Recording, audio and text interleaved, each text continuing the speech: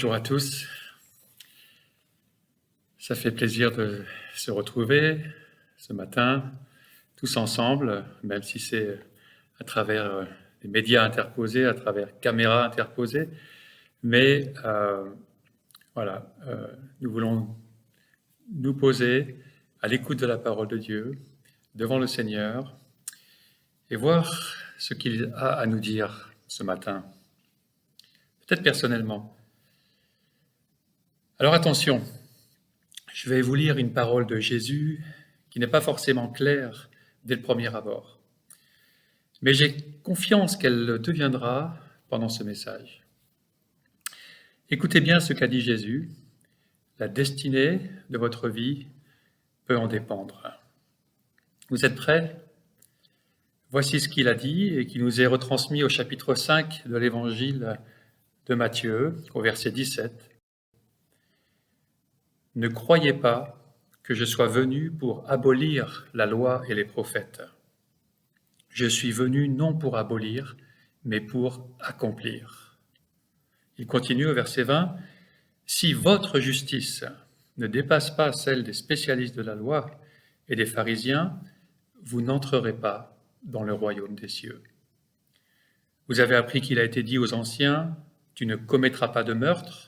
Celui qui commet un meurtre mérite de passer en jugement. Mais moi, je vous dis, tout homme qui se met en colère contre son frère mérite de passer en jugement. Celui qui traite son frère d'imbécile mérite d'être puni par le tribunal, et celui qui le traite de fou mérite d'être puni par le feu de la géhenne. Si donc tu présentes ton offrande vers l'autel, au temple, et que là tu te souviennes que ton frère a quelque chose contre toi, laisse ton offrande devant l'autel et va d'abord te réconcilier avec ton frère, puis viens présenter ton offrande. Mets-toi rapidement d'accord avec ton adversaire, pendant que tu es en chemin avec lui, de peur qu'il ne te livre au juge, que le juge ne te livre à l'officier de justice et que tu ne sois mis en prison. Je te le dis en vérité, tu n'en sortiras pas avant d'avoir remboursé le dernier centime.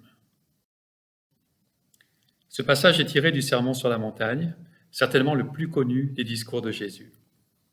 Il y enseigne ses disciples sur ce qu'est le royaume de Dieu, le royaume des cieux, et ce qui caractérise ceux qui en font partie.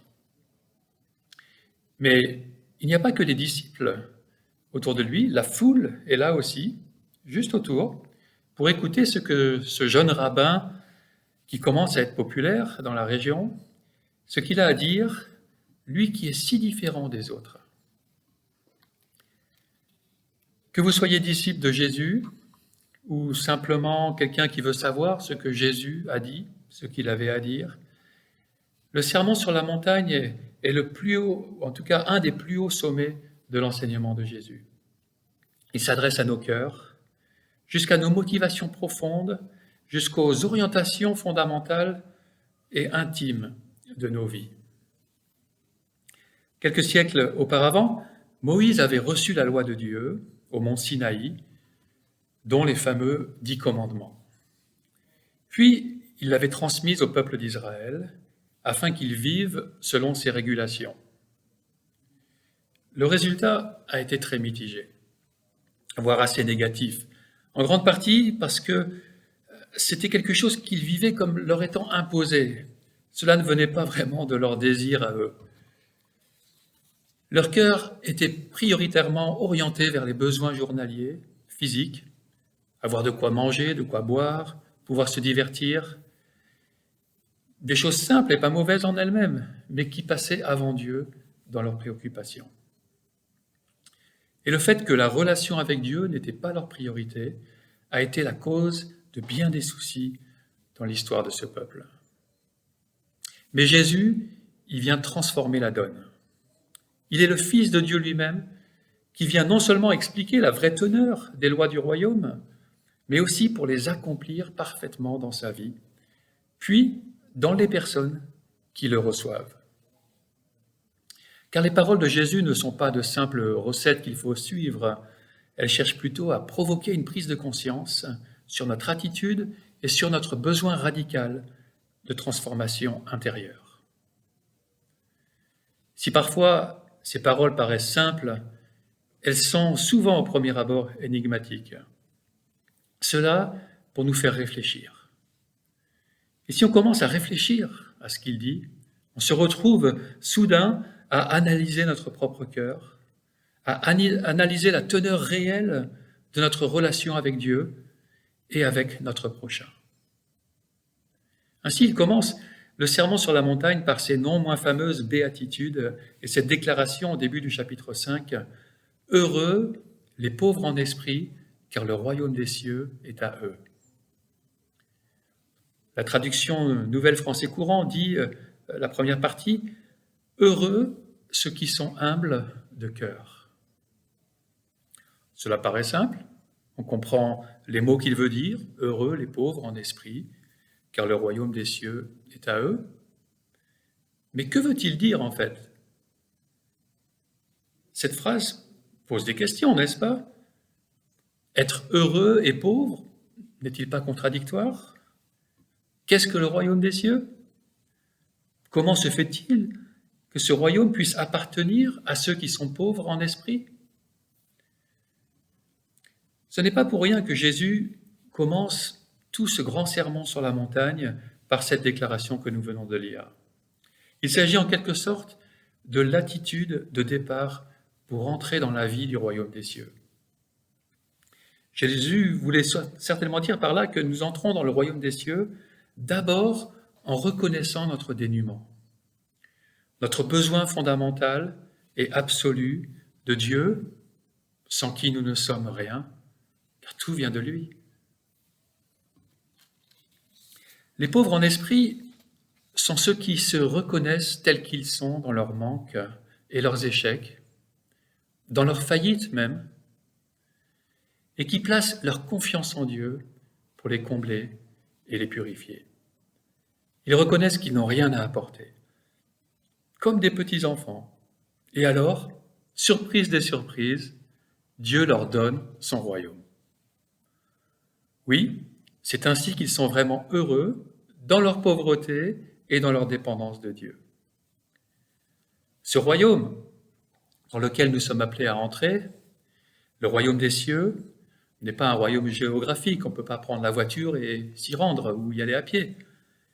L'expression royaume des cieux est équivalente dans l'évangile de Matthieu au royaume de Dieu, et un royaume qui est, dans un premier temps, spirituel.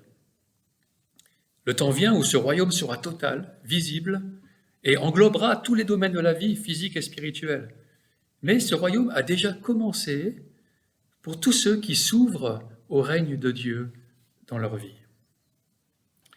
À ce sujet, nous retrouvons un verset cité en introduction, Matthieu 5, 20. « En effet, je vous le dis, si votre justice ne dépasse pas celle des spécialistes de la loi et des pharisiens, vous n'entrerez pas dans le royaume des cieux. » La justice dont il est question ici, notre justice qui doit aller au-delà de celle des spécialistes de la loi, c'est la conduite, la façon d'être et de faire que Dieu approuve. Et cela dans des termes relationnels. Cette justice ne se vit pas tout seul. Elle est la recherche du bien de l'autre, en particulier lorsque l'autre est en situation de faiblesse, comme pouvaient l'être la veuve, l'orphelin, l'étranger et le pauvre, qui sont défendus tout au long de l'Ancien Testament. La justice des spécialistes de la loi et des pharisiens ne correspondait pas à ce que Dieu demandait. Ils la recherchaient pour eux-mêmes, en cherchant à se justifier par les règles qu'ils suivaient, qu'ils avaient tirées de la loi et qu'ils prétendaient vivre. Mais ces règles étaient placées avant les personnes pour lesquelles Dieu les avait données. Pour ces spécialistes, elle n'était pas une recherche d'équité, une recherche d'amour, mais une recherche de leur propre avantage. Alors en quoi cela consistait-il pour les disciples de Jésus? Comment pouvaient-ils mieux vivre la loi de Dieu que les spécialistes de la loi et les pharisiens, qui se targuaient d'en être les défenseurs et qui, d'après Jésus, avaient échoué? Si eux avaient échoué, mais comment les disciples pourraient-ils y arriver? Eh bien, c'est ce que Jésus continue à développer par 6 antithèses dans les versets 21 à 48, et nous avons lu la première en introduction sur le meurtre et la colère. Nous allons y revenir de suite. Et en citant 6 commandements de la loi, il va montrer quel en était l'esprit au départ, qui se situe au niveau de l'intention divine, des motivations intérieures de chacun, plutôt que dans des règles à suivre servilement d'une façon externe. Il va montrer que ce n'est pas en cherchant à pratiquer strictement la lettre de la loi qu'on devient juste devant Dieu, qu'on est approuvé de lui, mais en cherchant l'esprit de la loi qui correspond au caractère de Dieu, à sa perfection. Et cette recherche se fait dans la sainteté, mais aussi dans l'amour, qui sont à la base de la loi. C'est une recherche de sainteté et d'amour, car ils sont à la base de la loi. Jésus va contraster, donc, dans ses antithèses, des lectures littéralistes et superficielles de 6 commandements de la loi, en développant avec autorité ce qu'est l'intention divine qui se trouve en chacun d'eux. À sa manière moyenne-orientale, il va le faire d'une manière hyperbolique, c'est-à-dire en exagérant les traits, pour mieux faire ressortir le contraste et la radicalité de son enseignement. La première antithèse entre la lettre de la loi et l'esprit de la loi. Elle concerne donc le meurtre. Je relis Matthieu 5, 21. « Vous avez appris qu'il a été dit aux anciens, tu ne commettras pas de meurtre. Celui qui commet un meurtre mérite de passer en jugement. Mais moi, je vous dis, tout homme qui se met en colère contre son frère mérite de passer en jugement. Celui qui traite son frère d'imbécile mérite d'être puni par le tribunal, et celui qui le traite de fou mérite d'être puni par le feu de l'enfer, selon certaines versions, ou plus littéralement, d'être puni par le feu de la géhenne, ce lieu où brûlaient les ordures de la ville de Jérusalem en continu. La personne qui désire se justifier, qui veut montrer qu'elle est une bonne personne, dira « Moi, je n'ai pas commis de meurtre, j'ai donc accompli la loi, je suis quelqu'un de bien. » Et puis ceux qui commettent des meurtres, eux, ils méritent d'être jugés pour leurs mauvaises actions. Ce sont des gens mauvais. N'est-ce pas ainsi que nous pouvons penser parfois?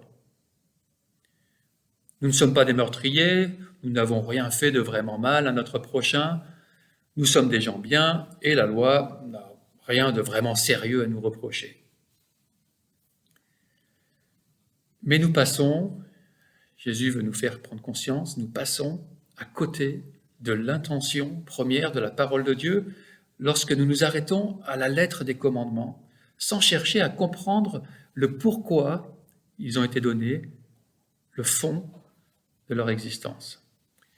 Jésus montre donc que devant Dieu, qui voit nos pensées et nos dispositions profondes, nous pouvons déjà être coupables d'intentions meurtrières lorsque nous nous mettons en colère. Vous savez comment fonctionne la colère. On se met en colère quand notre besoin de considération n'est pas comblé, quand ce qui vient de se passer nous énerve, quand on arrive à un niveau de frustration accumulé et qu'une goutte suffit pour faire déborder le vase. Peut-être avez-vous vu le film d'animation, le dessin animé Vice Versa. Si ce n'est pas le cas, je vous le recommande. Il parle du monde des émotions qui nous habitent et comment elles fonctionnent entre elles, comment elles travaillent entre elles. Et je vous invite maintenant à regarder un petit extrait.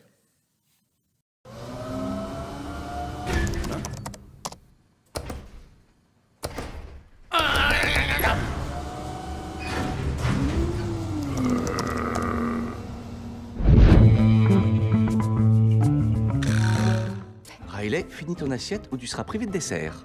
Quoi? Pas de dessert? Non mais attends, il est sérieux lui? Voilà colère. Il est très à cheval sur la justice et l'impartialité. Ah ouais, alors c'est comme ça que tu le prends, moustache. Pas de dessert donc. Eh ben tu l'as voulu, on va te la finir ton assiette. Mais c'est surtout toi qui vas déguster! Riley, regarde le petit avion. Un avion. On a un avion, un avion. Un avion. Waouh. Alors, comment s'est passé ce premier jour d'école? Bien. Enfin, je crois. Oh, je sais pas trop. Vous êtes-vous déjà demandé ce qui pouvait se passer dans la tête de quelqu'un?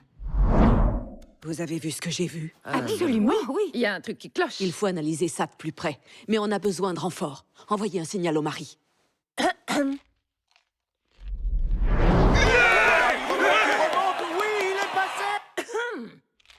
Oh là, elle nous regarde. Qu'est-ce qu'elle a dit? Quoi? Oh, pardon, personne n'écoutait, chef. C'est le soir des poubelles? On n'a pas rabattu le siège des toilettes? Quoi? Qu'est-ce qu'on a fait encore? On lui renvoie un signal. Ah alors, Riley, ça a été l'école? Et c'est ça qu'on a préféré à notre pilote hélico brésilien?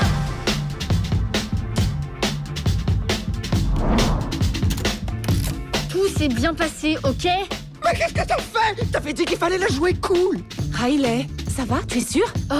Chef, elle vient de lever les yeux au ciel, chef. Très bien, salve d'intimidation avant de devoir taper du poing sur la table. Oh non, pas de violence. Riley, je n'aime pas du tout ce genre d'attitude. Ah, t'aimes pas ça? Tu vas être servi. Non, respire.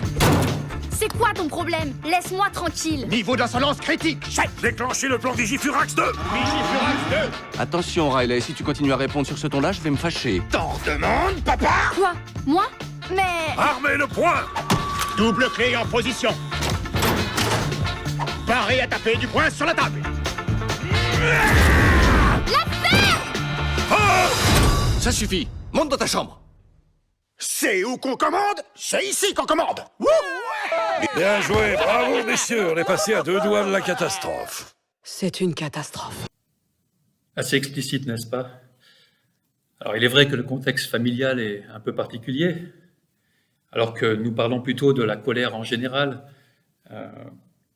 Puis, bon, au-delà des clichés qui sont représentés dans ce clip, nous connaissons tous la colère.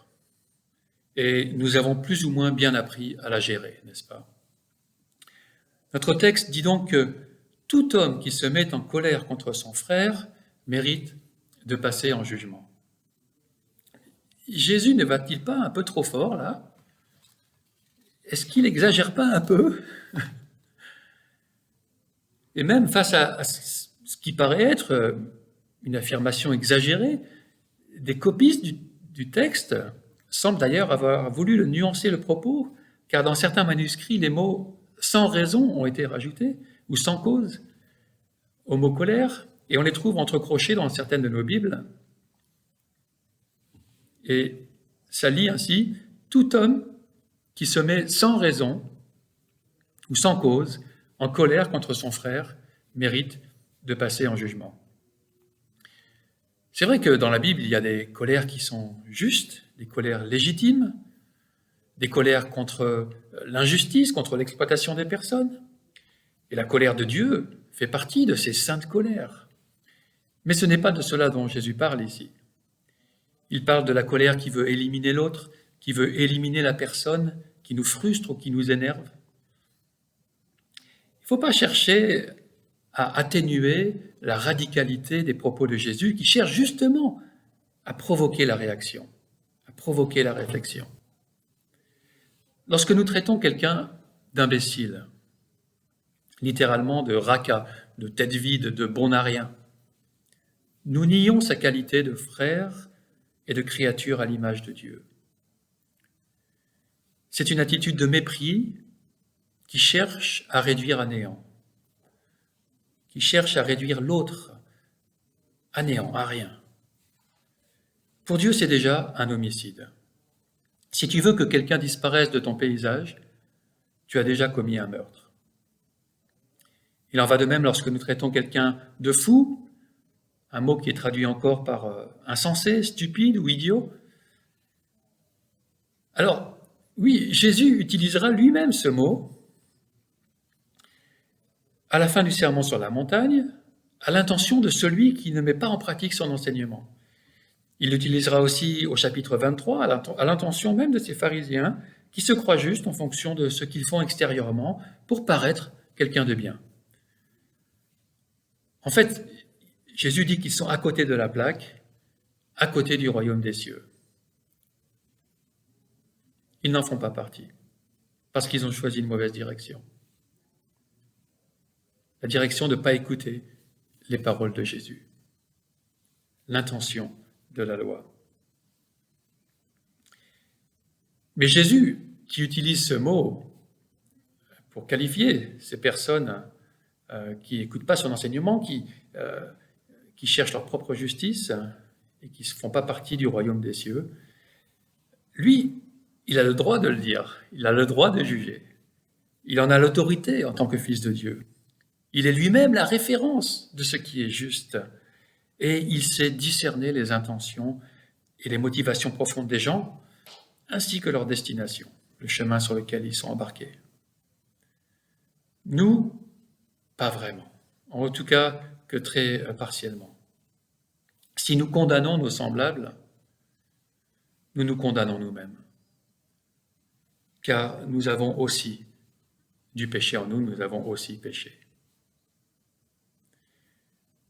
Que ce péché soit à l'état de graine, pas vraiment encore manifesté ouvertement, enfoui, bien caché au regard des autres, notre péché est là, bien visible aux yeux de Dieu. Là où le meurtre, péché évident, demandait selon la loi le jugement du tribunal des hommes, pour Dieu, même la plus petite insulte envers un frère mérite le jugement à aller dans la géhenne, dans ce feu qu'on appelle le feu de l'enfer. N'est-ce pas choquant? Mais c'est exactement ce que Jésus cherche à faire, pour nous faire réfléchir, revenir à nous-mêmes.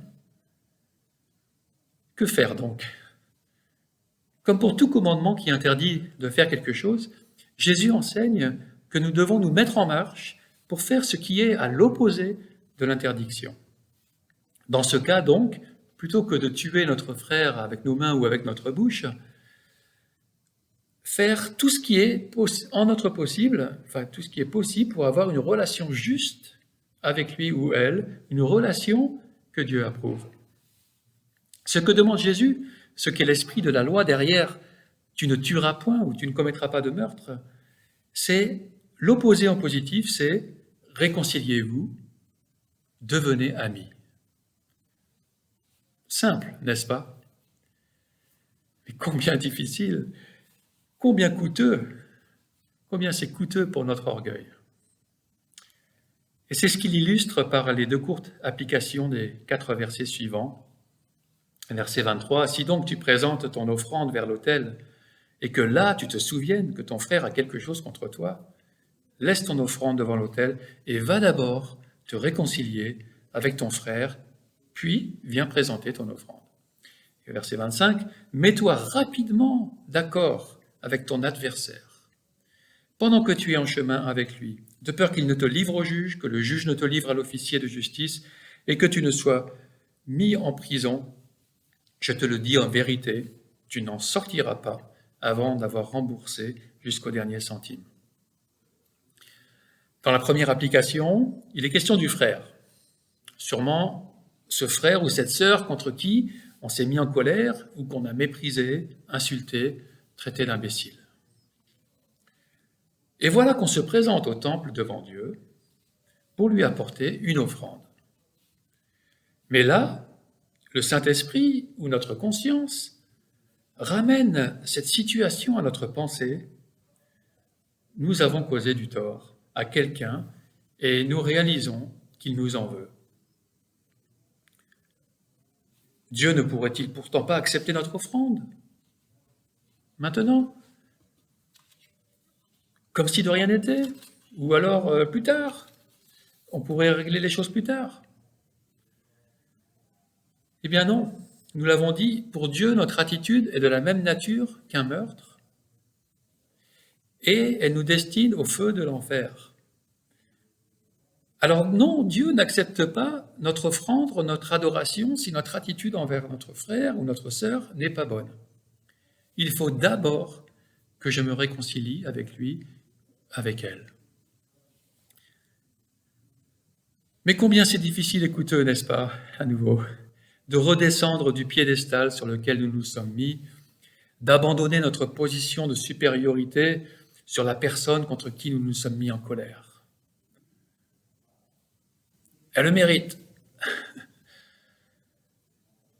Pour faire ressortir combien cela est primordial pour Dieu, réalisons à quelle audience Jésus s'adresse. Une bonne partie de ses auditeurs étant de la Galilée, il est à plusieurs jours de marche au nord de Jérusalem, là où se trouve le temple.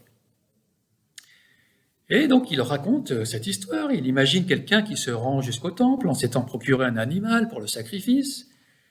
Il s'agit donc d'un effort rare et important pour cette personne, en temps et en argent, un événement qu'elle a préparé et qu'elle est sur le point d'accomplir, de finaliser. Mais elle se souvient tout à coup qu'elle s'est emportée avec quelqu'un, qu'elle s'est mise en colère et l'a insulté. Tom Wright dit que la scène en devient presque comique.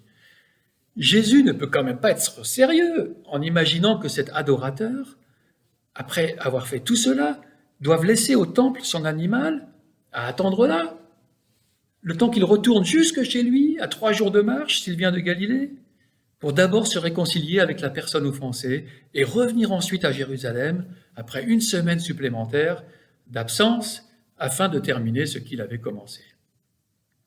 Ne peut-il pas maintenant aller de l'avant avec son sacrifice et régler la chose une fois rentré?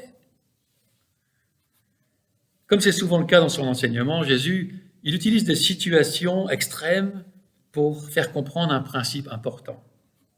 Il exagère les traits de l'histoire pour mieux faire ressortir la radicalité de son enseignement. Et son enseignement, c'est qu'on ne vient pas à Dieu sur la base de l'apparence, en accomplissant des actes externes par lesquels on penserait devenir juste, approuvé de Dieu. Cela, il l'appelle l'hypocrisie. On vient à Dieu sur la base du cœur, dans l'humilité et la reconnaissance de nos fautes. Même nos fautes envers notre prochain. On ne vient pas à Dieu indépendamment de notre relation avec le prochain.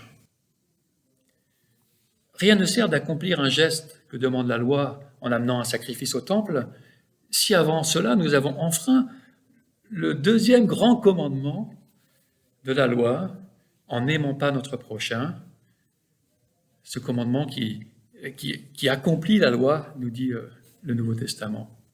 Ce commandement de l'amour qui accomplit la loi. On ne peut accomplir la loi en apparence seulement. Dans la 2e application, il est question d'un adversaire qui veut nous amener au juge pour nous faire condamner. Jésus ne dit pas ce qu'on a fait pour mériter cela, c'est sûrement encore lié à notre colère ou à une insulte que nous aurions proférée. Mais là encore, il ne faut pas espérer gagner devant le tribunal. Nous serons condamnés car notre adversaire semble avoir une bonne raison d'arriver à ses fins et de nous faire pourrir en prison. Puisque nous n'avons pas voulu nous mettre d'accord avec lui dans le sens de revenir à de bonnes intentions envers lui, à une bonne disposition, dans un esprit de paix, alors il va nous le faire payer jusqu'au dernier centime. Il est bien possible, en plus, que Jésus laisse sous-entendre qu'on va rester longtemps en prison, car on n'aurait pas, en fin de compte, les moyens de payer notre dette qui doit être réglée jusqu'au plus petit centime. Et il est encore possible que derrière cet adversaire, qui a quelque chose contre nous, se trouve celui qui nous accuse devant le juge suprême, l'adversaire par excellence, le diable, qui nous accuse devant Dieu. Il se trouve que c'est précisément ainsi qu'il est qualifié par l'apôtre Pierre dans sa première lettre, qui dit au chapitre 5, verset 8, « Votre adversaire, le diable, rôde comme un lion, rugissant, cherchant qui dévorer. » C'est exactement le même mot « adversaire » dans le texte original. Le diable va utiliser la moindre de nos fautes pour nous accuser devant Dieu. Et vous savez quoi? Il aura la loi pour lui. Cette loi qui nous condamne, car nous n'avons pas aimé notre prochain. Alors j'espère que, comme moi, vous vous dites maintenant, si l'esprit de la loi va jusqu'au fond des motivations, jusque dans les pensées et les intentions, alors je suis foutu. Il n'y a pas d'espoir, n'est-ce pas? Car non seulement j'ai eu des mauvaises pensées envers mon frère ou ma sœur, par jalousie, par orgueil, par esprit de revanche, mais en plus il y a plein de situations où je ne peux même pas me réconcilier. Car où la personne ne veut rien savoir, et elle m'en veut encore, ou elle n'est plus là, ou c'est trop ancien. Oui, qui que nous soyons, en fin de compte, la loi nous condamne. Et même, je le crois, avec ce seul commandement de « tu ne commettras pas de meurtre », en tout cas dans son essence. Et si nous rajoutons à cela l'esprit de la loi derrière les commandements qui suivent, que Jésus va utiliser dans les autres antithèses, comme l'adultère, le mensonge, la convoitise, nous avons donné au diable assez de charges pour son accusation, n'est-ce pas? Nous sommes coupables d'avoir transgressé la loi de Dieu bien des fois. Heureusement, il y a quand même, sinon Jésus ne serait pas venu, il est venu pour ça, il y a une possibilité de s'en sortir. Et c'est seulement à travers cette possibilité que notre justice, qui ne vient pas de nous, pourra dépasser celle des pharisiens. Jésus est venu accomplir la loi pour nous. Il est venu accomplir l'esprit de la loi en mourant pour nous, en prenant notre condamnation sur lui pour que nous soyons réconciliés avec Dieu, si nous le désirons. Il a pris sur lui les accusations que le diable avait contre nous. Et en acceptant cette grâce qui nous est offerte, nous n'avons plus besoin d'aller en prison pour rembourser une dette que nous n'avons pas les moyens de rembourser. Et non seulement Dieu nous accorde sa grâce, mais il nous accorde son esprit qui nous apprend à vivre selon l'esprit de la loi. Pour terminer, revenons sur la façon dont Jésus dit ces choses positives qu'il demande de faire dans ces deux histoires. Je les rappelle, il dit « Va d'abord te réconcilier avec ton frère, puis viens présenter ton offrande, et puis mets-toi rapidement d'accord avec ton adversaire. » Cela, c'est l'esprit de la loi, la justice qui s'accomplit dans l'amour de Dieu et une relation juste avec le prochain. Donc si on ne veut pas en arriver à nous mettre en colère et à insulter notre frère, encore moins le tuer, soyons sensibles à toute animosité qui se pointe en nous, à tout ressentiment qui, en se développant, pourrait nous empoisonner et se déverser sur lui. Car voici ce qu'a dit à ce sujet Jacques, qui est probablement le frère de Jésus, au premier chapitre de sa lettre, verset 19. « Ainsi donc, mes frères et sœurs bien-aimés, que chacun soit prompt à écouter, lent à parler, lent à se mettre en colère, car la colère de l'homme n'accomplit pas la justice de Dieu. » Et c'est pourquoi l'apôtre Paul a un conseil à donner si nous nous sommes mis en colère. En Éphésiens 4, 26, « Si vous vous mettez en colère, ne péchez pas.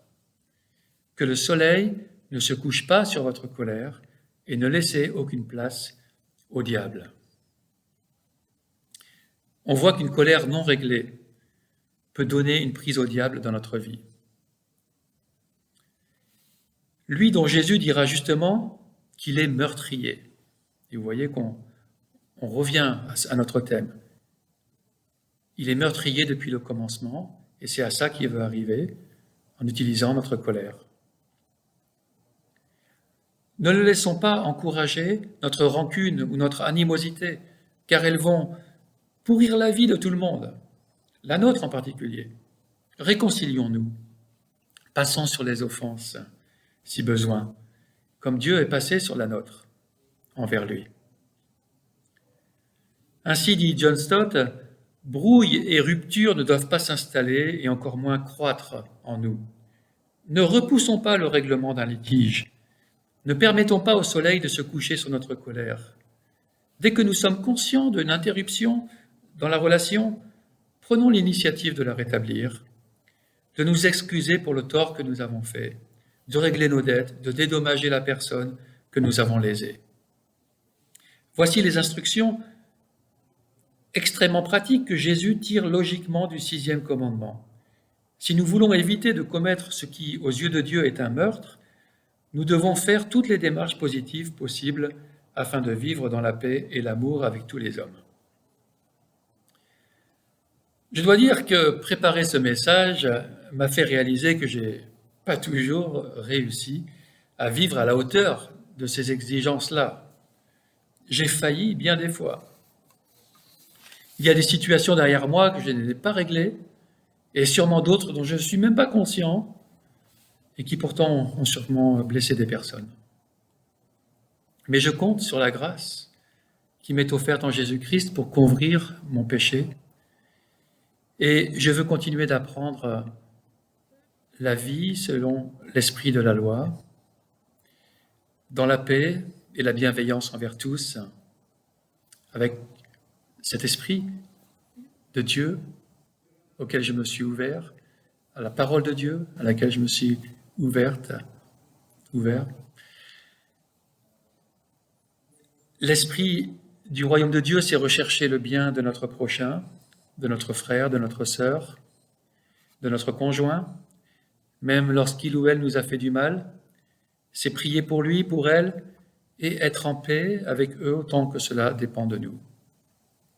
Alors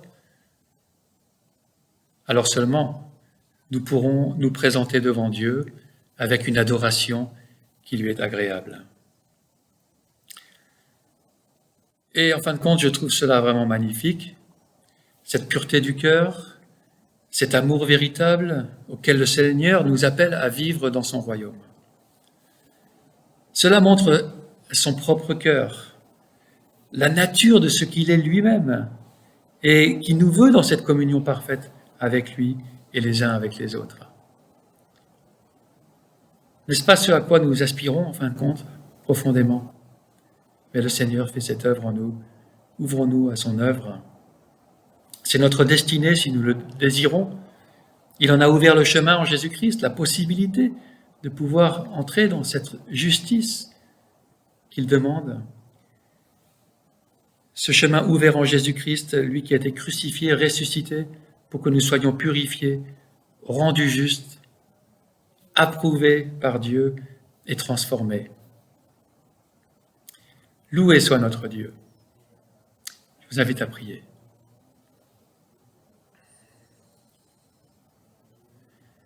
Apprends-nous, Seigneur, à voir derrière la loi ton cœur, ton intention, qui est bonne, profondément bonne et parfaite, sainte et remplie d'amour. Et c'est à cela que tu nous appelles et nous te bénissons pour cela, notre Dieu. Merci parce que tu as permis tout ce qu'il faut pour que nous puissions connaître et vivre cela. Et merci pour ta patience, ta grâce et la promesse que cette œuvre que tu as commencée en nous, tu l'amèneras jusqu'à son accomplissement. Qu'un jour, nous serons, comme tu le veux, entièrement, dans cet amour parfait, avec toi, avec nos frères et sœurs. Seigneur, tout cela vient de toi, et nous voulons te bénir en Jésus-Christ. Amen.